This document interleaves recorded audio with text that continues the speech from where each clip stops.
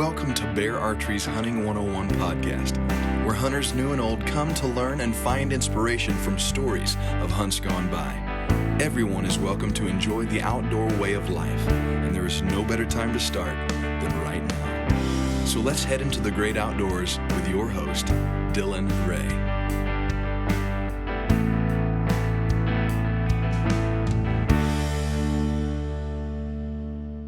All right, guys, welcome to Bear Archery's Hunting 101 podcast. I am joined by Harold and Darryl Monk from WiseEye Technology. Gentlemen, how are you? Doing well. Thanks for asking. Doing good. Thanks.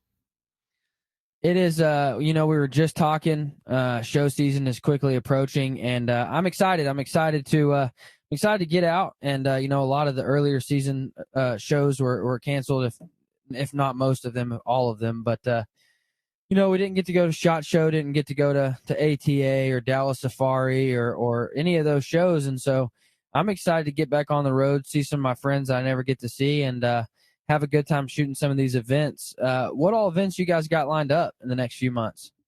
Well, we've got the Texas Trophy Hunter in Texas. That's 3 shows. We've got the World Deer Expo in Birmingham, Buckmaster in Montgomery, and a show in Lakeland, Florida. Bucks and Bills or Bucks and Beards? Bucks and Beards, maybe, or something down in Lakeland, Florida. Yeah, show season is here, and I'm excited. We've got some Mountain Archery Fest events we're going to be at, and we've got some Total Archery Challenge events we're going to be at, and of course the Pope and Young Convention is going to be an absolute blast. And we're going to be doing some live podcasts from these type of events, and so it's going to be a good time. I was actually kind of working on my live podcast schedule earlier today, and we've got some awesome guests lined up to come on during some of those events. So going to be a good time. But it does kind of stink being away from the family all that time. Now, before we jump in, you guys give me an introduction to yourselves. Give me an introduction to WiseEye Technology. You guys, if you spent any time at all listening to this show, then you know I'm a fan of WiseEye. And I love getting messages. I got a message, gentlemen. You guys will appreciate this. I got a message, an email from a guy, and I didn't know who he was. And he said, well, hey, man, I want you to know that I was in the market for a cellular camera and heard you talk about WiseEye, and so I got one. And he said, I've been incredibly pleased with it, so thank you so much. And I'm like, well, thank them, not me, because they're the ones that make the technology. So, well, great. But before we jump in, give us an introduction to yourselves and to WiseEye. Great. Well, my name is Harold Monk. I along with my brother Darryl, and son-in-law, and a daughter and a nephew, and dad, we're WiseEye. We started this business, or started experimenting, back in 2010. So we've been doing this for almost 11 years, basically to find out what the limits are on animal recognition. We actually started building animal recognition components and software back in 2012. As a bet, or as that you can't do it. And so we took the challenge, and we always say, as you can't really challenge 2 Cajuns about doing something.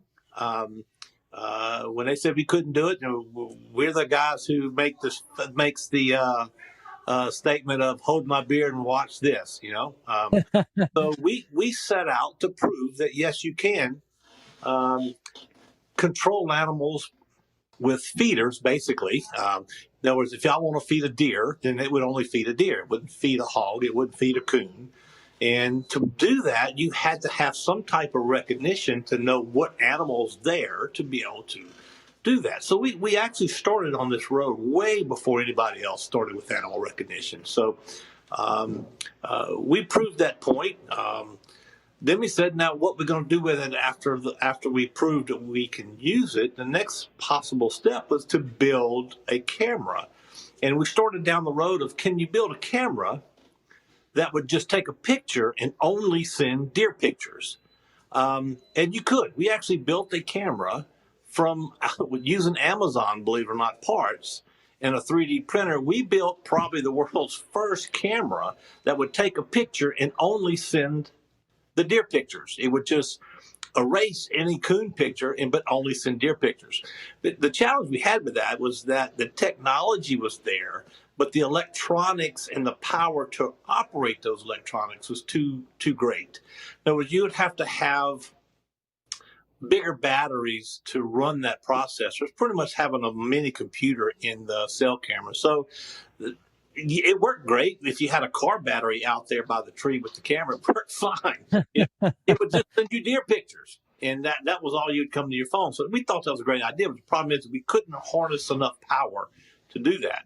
And so Darryl said, well, why don't we just send all the pictures to the software instead of putting software on the camera, put it in the cloud. So Jason, my son-in-law, and Darryl got together, and they built this hunt control system that's in the cloud to where the camera sends the picture to the cloud, and then the hunt control then does all the sorting stuff. So we've gone back to using technology that's already there in the cloud and using it to sort the pictures and then use the analytical data behind those pictures. And that's what's exciting that's coming up that you will see in the hunt control is all this data.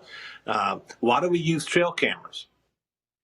You're looking for data, really. I mean, you might not write it in an Excel spreadsheet, but when you flip through the pictures, you're collecting data in your mind. When is the deer there? Was it raining? Was it cold? And you put this in your mind as you're flipping through these pictures. So, but when you're doing 100 pictures, that's one thing. But when you're having to do 10,000 pictures, is something else. So we built Hunt Control to do this for you, and all this analytical data is being compiled in Hunt Control from these cameras. So one thing we had to do was build one serious, robust camera. We tried with other companies. We wanted to build the best camera out there. We built it to where it probably will work where most cell cameras will not work. And that's where we've really been successful with the camera. And then Hunt Control, of course, makes it all work very well together. Now, I will say that was my biggest issue. My biggest issue with the camera at first. I loved the way it functioned. I loved the pictures I was getting. I actually got a picture of a hawk taking a squirrel off the ground, and just a phenomenal picture. And I was like, good Lord, these are awesome. Now battery life was an issue. Right. I was like, well, man, some of my leases might be an hour away. Some are in different states, and battery life was an issue. But you guys solved that with the solar panel, and now it's just a functioning unit that is unstoppable. Right. Well, there's several things that people will use the camera incorrectly. There's some settings in there that are a little misleading to the user, and one of the things is the dumb rednecks. Is that what you're saying? Well, I'd be quite. Remember, we're Cajuns down here, so we got to use a lot of pictures ourselves. We found out a lot of people misinterpret the instant and daily, and they put their cameras on instant, and it runs the batteries down 3 times faster than normal, probably 3 to 4 times faster than normal, because the camera never turns off. It's more of a security camera at that point. The camera automatically sends the picture as soon as they're taken. You're going to get the picture within 30 seconds probably of when the picture was taken on your phone. So that has nothing to do with the instant and daily. It's how do you communicate with that camera? For instance, if you want to be able to kick between videos and pictures in an instant time, you can do that within an instant mode, but it has nothing to do with how it sends pictures to you. So a lot of the people who call us going, hey, my battery's only lasted, 3 weeks or 4 weeks, we can usually sit and look on their account and going, I think you got your camera on instant. And they went, yes, we want pictures instantly. And we say, well, you get those automatically. That's not what we want to do. Put it on daily to where now if you want to change it from video to pictures. It will happen at midnight when the camera will call one time a day in to reset itself. So once we have that set, the cameras operate pretty much like any other camera, getting anywhere from 4,000 to 6,000 pictures per set of batteries. And of course, Yeah. that depends on a lot of things. Like if they're all taken at night, you might get 3,000 pictures. If they're all taken at day, you may get 8,000 pictures. So it really depends on some other environments around there. Cold weather affects them. You don't get as many pictures as the hot cameras do. So, but you should average anywhere from 4,000 to 6,000 pictures if your camera is set on the daily mode to check in once a day. Yeah, no, I learned that pretty quick. After my first couple trips, I'm like, all right, there's got to be something I'm missing, and there's got to be something wrong here. I'll tell you what I'm excited about, and I'm not sure how you guys did it, but you did it. I've got places in Oklahoma and in Texas that we hunt, and you can't feed because of hogs. So a lot of those guys, end up having to build a fence entirely around their feeder so hogs can't jump over it, but deer can. And but if you don't live at the property and you only get out there, a couple times a year, those hogs will have that fence broken and destroyed. And so I'm excited about that feeder, man. I saw videos of the hogs getting shocked and stuff, and I'm like, I don't know how they do it, but they do it. I don't know how they've come up with it, but they've come up with it. Yeah, we definitely enjoy the feeders. We definitely enjoy watching the feeders and watching the hogs and coons get shot. It's a joy to see that, actually. So, as bad as that sounds, it makes us happy to see them get shot. The feeders are coming. They're on our list. We've been very busy with the cameras. The cameras have really been doing well, and we are going to take some time in the near future and make the feeders again and bring them back on board.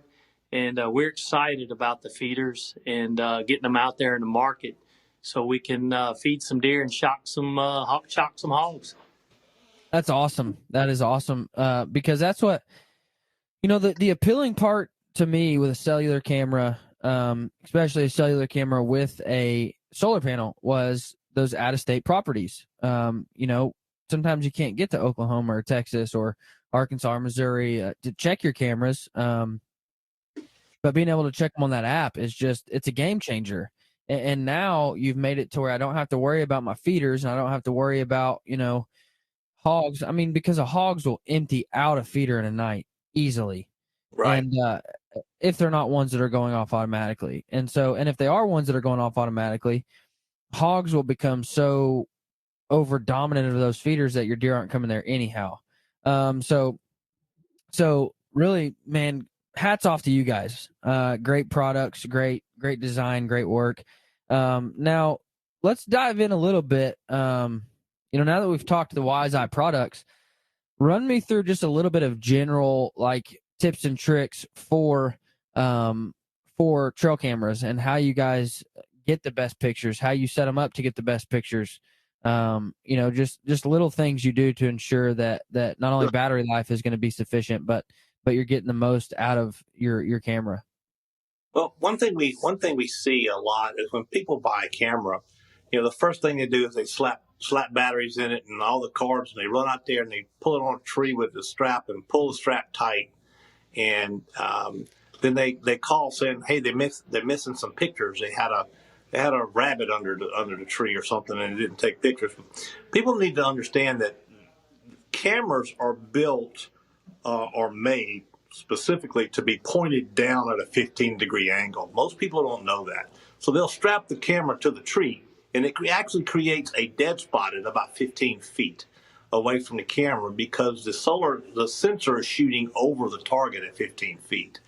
So as a general rule of thumb, pretty much all trail cameras need to be pointed down anywhere from 10 to 15 degree angle at the target. Be about the optimal height for that is about 6 foot, about eye level, and turn down at about 10 to 15 degrees. Then you pretty much will catch any movement in that area. If it's flat, some of your infrared moving, you'll pick up a lot of negative pictures because you're shooting a little higher in the trees, and leaves on a high sensitive IR will set itself off because your sensors are too high. So if your cameras are taking a lot of pictures, point them down because your sensor is shooting too high, if that makes sense. Yeah, that makes perfect sense. Another thing that we are always asked about is blurry pictures at night. Usually cameras, and ours is included, when they build these cameras, they usually come with 3 different settings, and ours is the same thing. And it has to do with the aperture speed at night. Whether you want to shoot, let's say you're in a bean field situation or a cornfield, and your deer are probably going to be 50, 60 feet away. Once you get your camera pointed down at 10 degrees, and then what they want is you want to set your infrared system to what they call, usually if you look on the camera, they'll say high, medium, or low. You want to set it on high, which means I want to concentrate the beam of infrared straight out at about 60 feet. And I'm going to slow the aperture down a little bit to collect more light, because I'm going to think the animal that I'm taking a picture of is out there at least, say 30 or 40 feet. So the aperture stays open longer to gather more light. So with that setting, if a deer comes within 10 to 20 feet of your camera, he's probably going to blur a little bit because you've told the camera my target's going to be out there about 40 feet. Then if you said, let's go to the other extreme, so you put it on low, what happens is that the infrared lights, instead of shooting a tunnel of light, it throws a very broad light source. It's looking for an animal, say, within 20 feet or closer to the camera. And the aperture speeds up because it has more light. So therefore, you get less blur of the animal. But if the deer is out there at 20 feet, he's going to look up kind of like, beyond 20 feet, he's going to be kind of a darker, outline. If you've ever seen those pictures, the deer's too far, it just kind of looks, you see eyes. So that's a low setting. And then there's a medium setting. It's kind of, that's what normal cameras are. It's kind of, it's going to the aperture is not going to be as fast, but it's going to be, it's usually around 60 speed per second. And what it does, it eliminates some blur, but it gives you some distance. So it's kind of in the middle there. So if you're getting blurry pictures with your animals close, go back to your camera and set it on the low setting. And if you're getting deer that are out there at distance, then you probably need to reset your camera. And all pretty much cameras have this, to where you can focus your infrared light further out at 80 feet and to where the aperture will slow down and you can actually see what's out there. We get that question all the time. Now, I don't know if I can use everybody with that, but if you're getting blurry pictures, set your camera back to low, which will probably speed that aperture up and take care of some of those blurry pictures for you. Now, that's a great tip. And, for a lot of people, my background is in videography and photography. So that was kind of, I don't want to say common sense, but it was a learned thing. But, some people, they don't know any of that type of stuff. So great tip for sure, because, some of these old boys, you talk about apertures and you talk about shutter speeds, and they're like, dude, I press the button on my camera phone and it takes a picture. And that's all I do. And I understand that. Now, when it comes to placing a camera to get that optimal, distance to where your deer are hopefully going to be coming down a trail or, a field edge or whatever, how do you go about placing your camera to get that kind of optimal distance? You talking about at night or in the daytime? Happy medium. Let's go with that. Well, like you said before, 5 to 6 foot off the ground, 5 to 10 degree angle is optimal performance for most, especially ours, but most motion sensors on cameras. That's the way they're designed, and not many people know that. I don't know if you've been running cameras a long time, and I'm sure all of your listeners have. You've always strapped a camera to a tree and you put a stick behind it. Do you even know why you put a stick behind it? Nobody. It's just something that everybody does, and everybody thinks they're putting a stick behind the camera because it's a better angle to catch the deer. Well, it don't have anything to do with that. It has to do with the motion sensor itself. So that's the reason I think where the stick came from. Everybody does it and don't know why they do it, but that's why it's done. So keep in mind that optimal performance for your camera. To get the optimal performance out of it, you need to do it that the motion sensor is designed to do, and that's 5 to 6 foot off the ground at a 5 to 10 degree angle toward the ground. And that's going to be the best performance for a happy medium for anything. Man, I'll tell you what, I already, the name of this podcast is Hunting 101. My desire for this podcast is to teach and inspire and help grow sportsmen and outdoorsmen and hunters and bow hunters. And I already have learned something from this podcast, which is good. I love that. I love that you guys have given me information that will help produce better pictures, better. And if it produces better pictures and I don't miss the animals, like you said I would, like you said guys claim they do, if I don't miss those animals, then ultimately it'll make me more successful in the woods because I'll be able to better pattern those deer. So great tip, great advice. A lot of people, this is a super easy tip, but you still get guys that don't know it. And it's just, don't point your camera in a direction directly east or west, because then at sunset or sunrise, Absolutely, you're gonna get rough pictures, real rough. Now, I'm a big fan of setting my cameras. Well, I can't say if I can. Some properties don't allow for it, but if I can, I like to set my cameras back in the woods, where the sun's never going to be shining directly on them at any point from any angle. Because there's shade cover. And I find the best pictures back in the woods. Now, sometimes, I need a camera out on a field edge, and that's fine. But just try to point it north or south. Don't point it east or west, because then at sunrise or sunset, you're going to get some really rough pictures. My friend, I can't call him a friend. I don't know him at all. Never talked to him before, but Mark Kenyon put out a tip on trail cameras, and he said put it right on a hanging limb, and right on the tree that the hanging limb is on, and you'll get some incredible photos. And I did that last year, and that got me some really cool photos of some bucks gnawing on a hanging limb, and that was a pretty cool just quick tip. Hey, try this, because you'll get those bucks cruising by, and really turned out some cool pictures that way. I'll tell you something else that a cool trick for your listeners is we get the question all the time: do I need an AT&T camera? Do I need a Verizon camera? I have a Verizon phone. Do I need a Verizon camera? The cameras are independent from your personal cell service. So when you go to your camp, there's a free app. It's called Open Signal, and it's spelled OPENSIGNAL. Open Signal. It's a free app, and what this does is when you go to your camp, you can walk up to the tree that you're going to put the camera in, and open this app, and it will tell you standing right there what signal you're getting for AT&T, what's the signal you're getting for Verizon.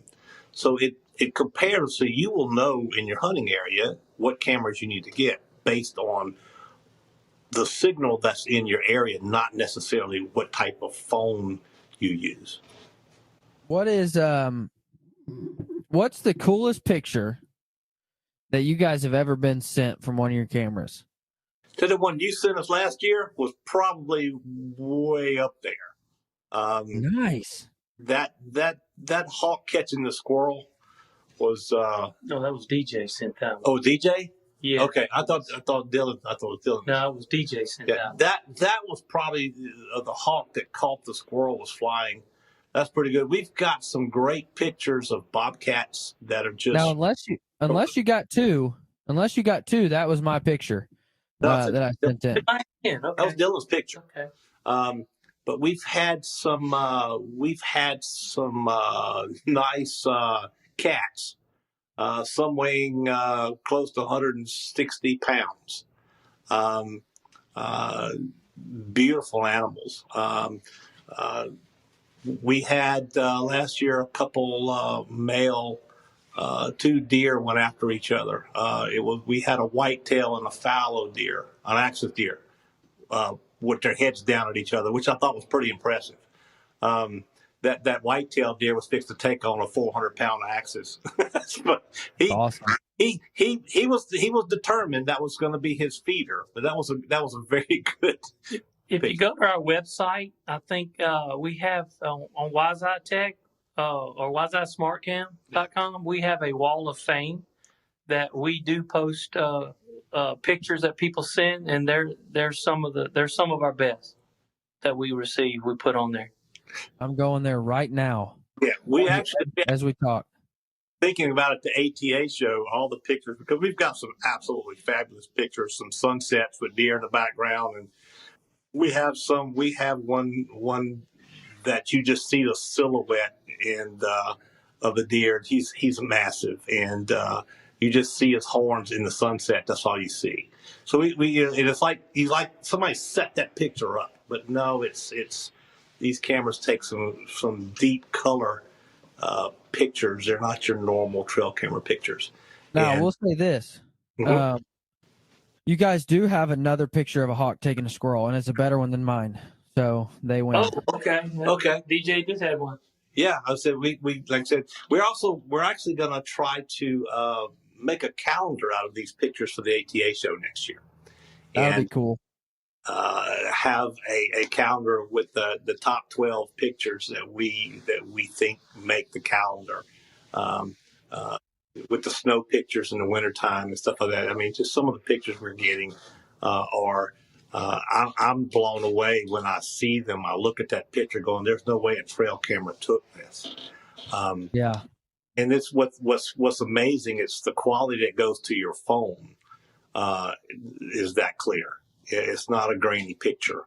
And that's what we're more proud of with these cameras in this system than anything is you don't ever have to go to that camera to get to see the pictures.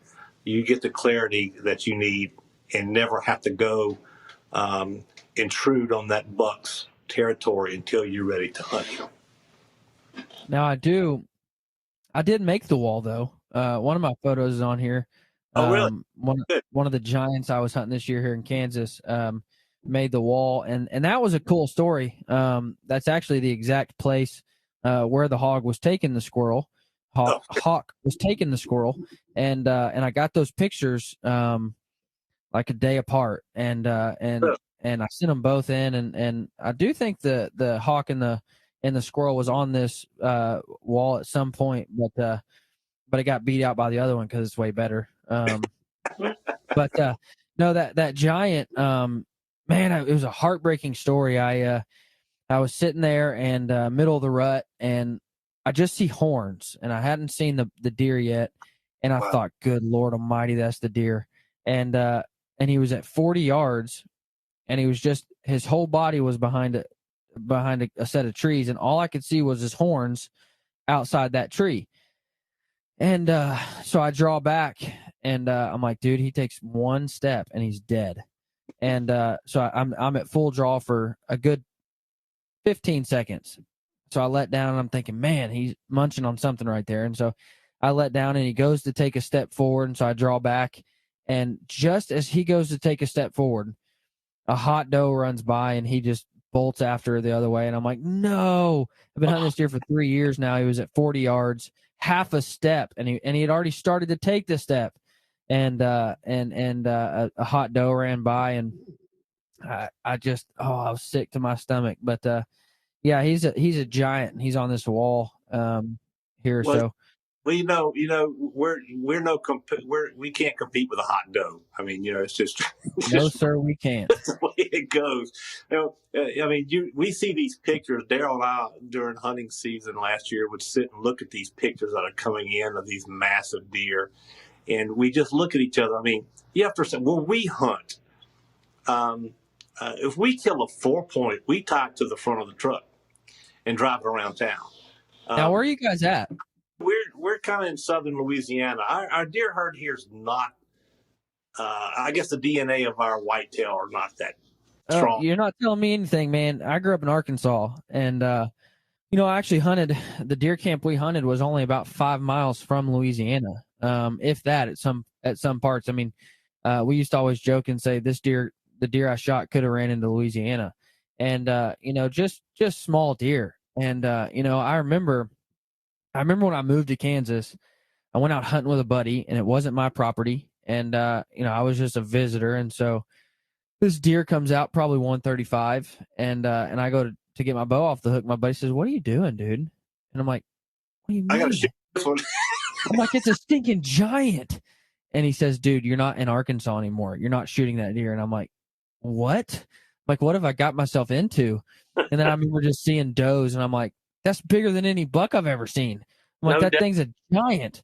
And I think the first doe I ever shot here in Kansas weighed like 220 pounds. And I was just like, "What?" Like, I'm sitting behind this doe, just mesmerized, because I grew up my entire life hunting these little Arkansas deer that weren't as big as a chocolate lab. Yeah, 100 pounds. And I was just blown away. Our feral pigs are bigger than the deer. That they are. That they are. We can kill a 250-pound pig easy, but to kill a 150-pound buck is a rarity around here. Yeah. No, it really is. And that's what, man, I'm a big preacher of know your trophy. And what I mean by that is, man, there's deer in Texas, and there's deer in Oklahoma, and there's deer in Arkansas, and there's deer in Kansas, and there's deer and there's deer that I would die to shoot in Arkansas, and I would shoot it in a heartbeat, but I would never think twice about shooting it in Kansas. And you have to know where you're hunting, and you have to know the deer, the quality of the deer you're hunting in the area. And my best trophy on my wall here at the house is a 120 deer. And people walk in my house and they're like, "Man, you shot that?" And I'm like, "Dude, that's in Arkansas. It's a giant." I'm like, "That's a giant." Get out. And yeah, get out of my house. And but no, and then they understand. They're like, "That's a big deer in Arkansas." And I'm like, "Yeah, I promise. Like, I know it's hard for you to understand because you've hunted in, Iowa or Kansas or wherever your whole life." I was like, "But that's a giant in Arkansas." And to this day, that means more to me than any Kansas deer I've shot, just because it was in that area. That's a giant. And Right. So I'm a big proponent of know your trophy, know where you're hunting. Absolutely. We classify deer here where we hunt. If it's a 200 class, that means he weighed 100 pounds and he scored 100. I love it. That's I how love we- it. So if we shoot a 250 class, we call it 250 class deer. He probably weighed 150 pounds and his horns scored out of the 100. So we classify it as a 250. I love it. That's what Pope and Young needs to start doing. That's it. Add the weight in there to see what happens. Yeah. Then we can get them Arkansas deer and them Louisiana deer into the books. Now, That's right. I am a little conflicted because I didn't know you boys were LSU boys, and so being a Razorback, I don't know that we can get along much longer. Yeah. Well, yeah, we had a rough year this year. So, Well, hey, listen, Arkansas sucks at everything, so we don't have many enemies. I don't know. I was doing good. Oh man, don't get me started. Last week I had a guy on from Oregon, and he said, "Man, I went to Oregon State," and I'm like, "Dude, don't even talk to me." I was like, because the last time we was in the World Series championship, we blew it against Oregon State, and then they hit a walk-off and we lost. No, but this year we're doing pretty stinking good, man. Number one team in the country. Just moved on to Super Regionals. Of course, by the time this episode airs, Super Regionals will be over. But just moved on to Super Regionals and looking forward to the rest of the season. But then you start talking the real sports, football and stuff, and we don't have any room to talk. Well, we had one of the probably the best seasons that will ever come out of college football.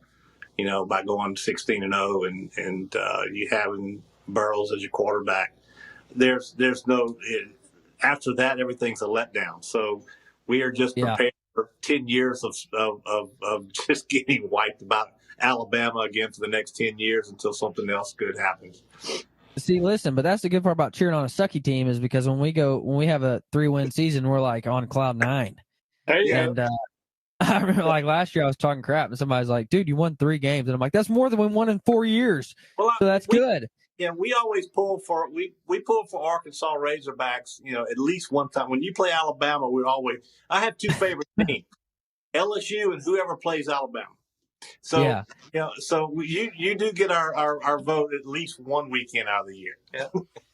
Yeah, one of my good friends, I'm not going to name him because he films a TV show and everybody know who he was, but he's from Alabama and he knows better not text me on that day, man. Better not text me, better not try to call me and heaven forbid we're on a hunt together or something when they play because then it's all out. But so gentlemen, what do you guys got planned for this year? Any big hunts? Are you guys hunting outside of Louisiana at all?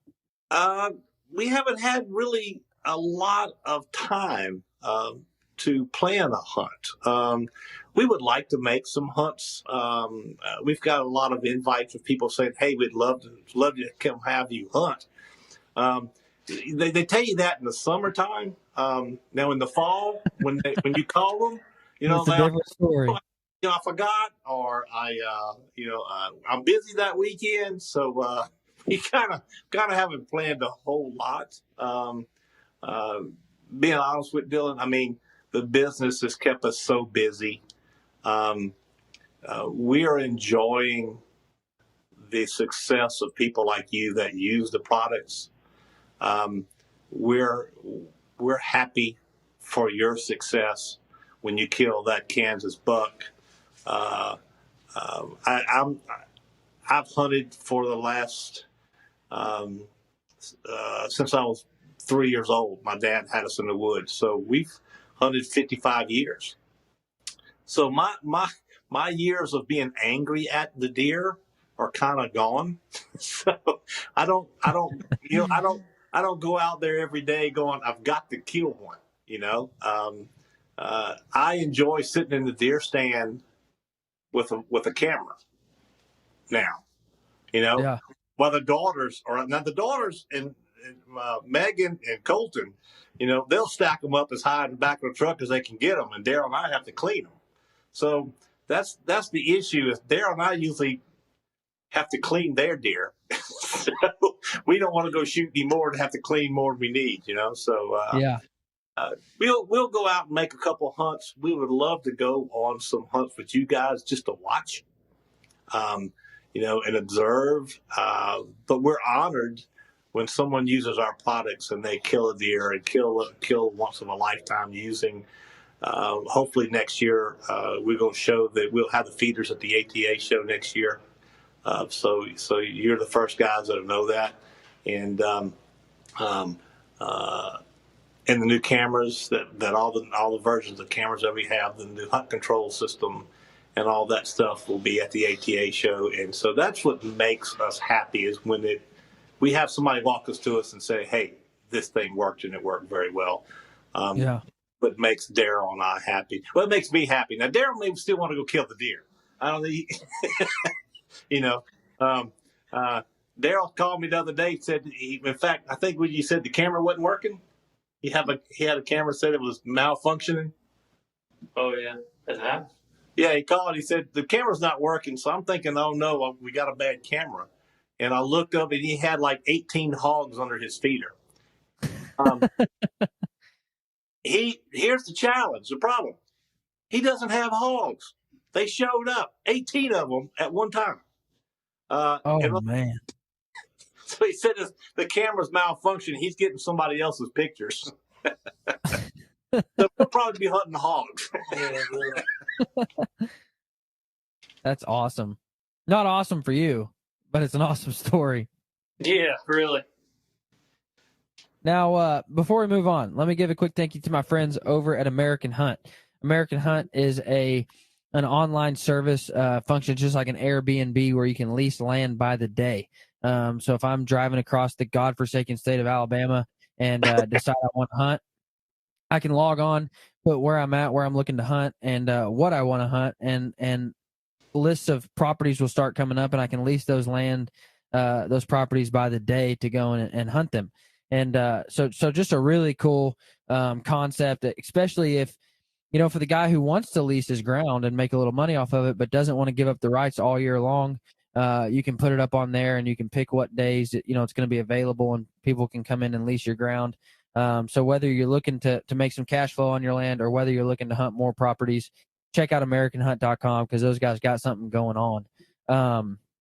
Now I'm anxious to know, because I love me some Cajun food. What's your best wild game recipe for some Cajun food? Let's see. There's too many to try to pick one. I don't know if I have a favorite, because I like them all. Of course, the fried backstrap's probably my number one, and of course we've got the Cajun seasoning to put in the mixture to make it even better. But I mean, my wife does so much with it, and I mean, the gumbos with the wild game in it, the jambalayas with the wild game in it. It's so hard to pick one.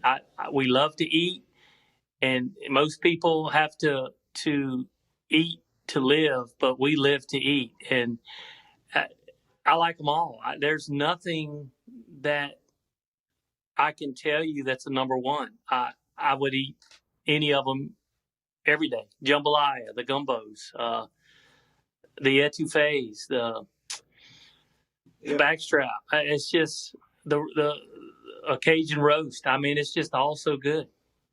Yeah, there's a joke around here. If Adam and Eve were Cajuns, that snake would have been eaten. So, but I mean, you have to understand. I mean, crawfish is nothing like living in Louisiana, where you can go out in your backyard, shoot squirrels, shoot rabbits. You can catch crawfish and eat that afternoon. There's just no place like this. In fact, we have a crawfish ball coming up in a couple weeks here at the office, and if you're in the area, swing by. We'll make sure you bring a lot of water, because the crawfish, when we cook them, they're pretty spicy. They'll stick with you for a few days when you eat them. So I mean, you have to understand. I mean, we're, as Cajun people, I mean, we're the only guys you'll know, if we go fishing and the fish ain't biting, we'll eat the bait. So we're pretty much eating anything. I like that. Now I did have a buddy the other day. He come to me freaking out, and he's like, "Dude, you've got to try this." I'm like, "What?" And he's like, "It's called Boudin." And I'm like, "What do you mean I got to try it? Like, you never had that before?" And he said, "No, I've never seen this or heard of this." And I'm like, "Dude, you got to get out more, my friend." You guys ever make that? You guys ever make it out of wild game? No, I've never made Boudin out of wild game. No, there's just too many good places around here that sells Boudin. And because we live in the country where it's all made, so it's just too easy to just buy it already made. Every little store is a meat processor. So everywhere you go, every store in here processes your deer meat. So they have Boudin sausage. They have tamales, wild pig tamales. Pretty much anything you want, you can buy at your local burritos. Store. Yeah, and it's all made out of wild game here. So we're looking at trying to start processing our own next year, just to have the experience of buying the grinders and mixing different deer meat proportions with different wild hog, or taking an axis deer and grinding it down and putting beef fat in to find out what the consistency is. So we're looking forward to doing that ourselves next year, to kind of come up with our own kind of recipes to find out. But it'll be combined with some type of sauce, or it's going to be combined with some type of rice, and a gravy. That's just a staple that's got to be done. Yeah. No, that's the redneck way of life right there, my friend. You got enough gravy on it, it'll work. Yep. Get your biscuits and ready to go. Man, I'll tell you, something happens at the Oklahoma-Kansas line, and you cannot find sweet tea anywhere.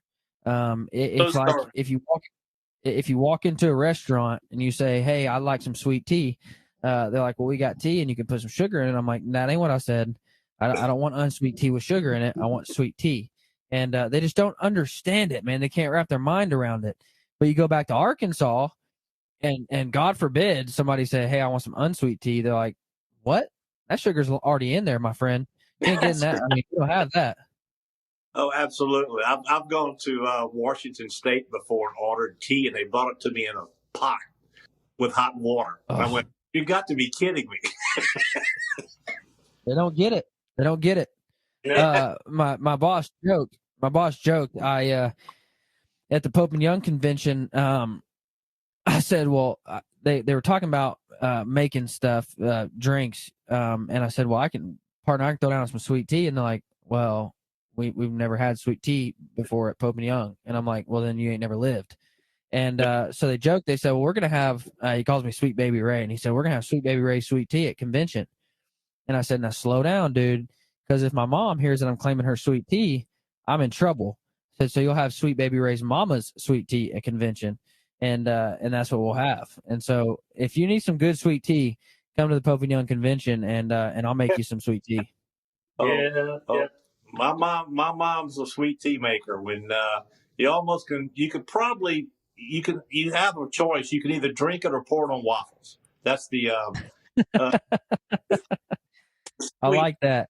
So no, I mean, you drink it with your meal or pour it on the waffles. So when I met my wife, she was a Kansas gal, and when she come to Arkansas for the first time, I said, "Oh, this is my mom's sweet tea," and she said, "I don't like tea," and I'm like, "Well, you've never had sweet tea?" And she said, "No, I've had sweet tea. I don't like it." I'm like, "Girl, buying it at a gas station in a bottle is not sweet tea."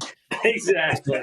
Try this, and I said, "Sweetheart, there's more sugar in this than a Coca-Cola," and I said, "There's more sugar than tea, even." And so she found the sweet tea she likes, and it's in the South.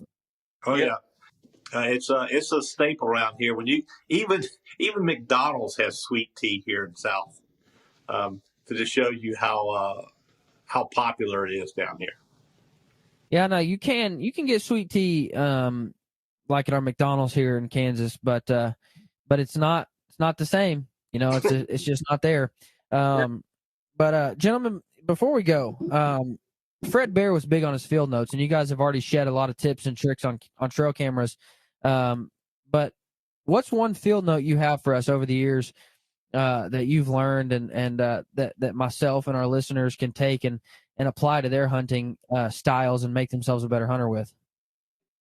Well, the thing I guess that helps us right now that with our product is the predictions, and that kind of helps us be better hunters and helps. We've had a lot of success stories with it too. The pattern these deer with the hunt control system with our game cameras has been a game changer for not only us but a lot of people that has used our products. So I guess that's kind of what really helps us be better hunters is we can actually start tagging a certain deer, and due to weather conditions, moon phase, wind direction, the list goes on, barometric pressure, I can actually pattern that deer. And what's great about our product is we have proven factual data that all these old wives' tales that, when deer move, we have disproven those wives' tales because of our factual data that we gaining with each picture that's taken.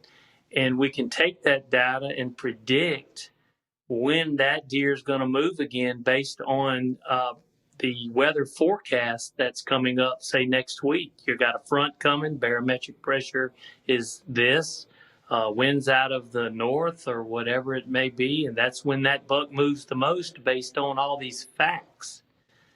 I was hoping you was going to say, if you don't catch fish, eat the bait. True, and that's the main thing right there. I love it. My son would appreciate that because, man, he's more obsessed with the worms than he is the fish. And I actually had to go out and get him. I need to start a segment on this show called like Tucker's Wild Ride or something like that, because that boy is insane. He's about to be 3, and just right before we hopped on the phone, I had to go out and find him in the back, and I was out there yelling, "Tucker, where you at?" And I find him digging in a dirt pile, and I'm like, "Dude, let's go inside, man." He said, "Dude, I'm finding worms," and I was like, "Man, I don't want to make the kid come inside because I'm proud of him, but at the same time, you got to come inside." So Yeah, right. I was a little torn. Yeah, but I'll help and close out and tell you what my idea of tips and tricks are. Is I've learned that sitting in the stand is a great time to do 2 things. One's to hunt, and one is to communicate with the creator of the outdoors that you are enjoying. And we, as a company, use the Psalms of be still. And that's what we do as a company. We be still and wait for the sign. Just like you in the deer stand, you be still and you watch and you wait. So at 60 years old, be still and know that I am God. One of my friends, Jeff Danker, of Buck Ventures, I saw a video of him not too long ago, and they were praying over their dinner. They were at an outfit there, and he's praying over his dinner, and he said, "Lord, we know everything comes in your time, but tomorrow looks real good." That's right. That's right. So we, as our company, we have adopted that as our logo, is to be still. And when we go out in the woods, we need to be still. There's so much going on in this world now. We need to be still and look around and absorb what the good Lord has created for us and to enjoy it. And if he decides to bless us with a nice trophy buck, fine, or a 4-point, we're happy with that too. And so that's one thing I would say from our side, from our heart to your listeners, is that, hey, hunting is a great outdoor adventure, but take time and be still.